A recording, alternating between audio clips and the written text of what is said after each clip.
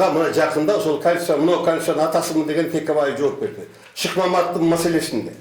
Айтпадыбы? Булар 2 жылдан сүйлөшүлгөн болчу, 2 жылдан депутат болуш керек эле. Ошон үчүн кетиш керек деп.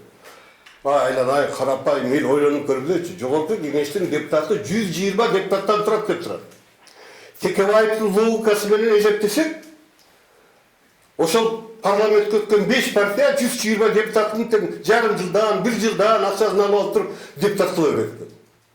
Бул проходной двор да. То есть 600 депутатты шайлап койгонго тийбеске мүмкүнчүлүк бар.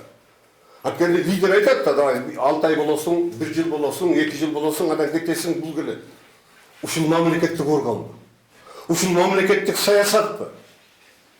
Вот жакында Текебаев айтты, Шыкмаматовдун эме эткенде. А Шыкмаматов хоть ошол Атамекендин фракция лидери. Ошол киши ошондой мамиле болуп аткандан кийин калганга кандай мамиле болот?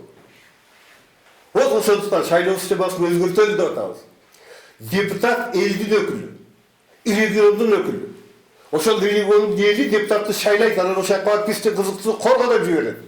А бүгүн жок, партиянын кызыкчылыгы да эмес. Партиянын лидеринин кызыкчылыгын коргойт. Эгер партиянын лидеринин кызыкчылыгын коргосо, кетет депутаттыктан да.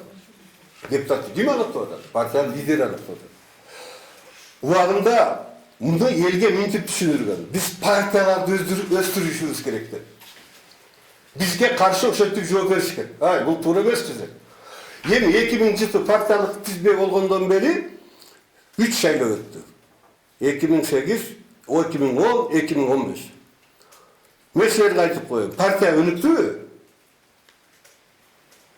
Мен билгенде ошол тарыхый биринчи партиялар Атамекен, СДПК бүгүн кайсылап алды. Мына ушул шайлоо системасы келгенден кийин чачылбады да барат, өнүккөн жок да. Эми асаба тиги илгерки айтпай эле коеюн, чыттын партиялар. Биз ошол эсептеп албай калдык.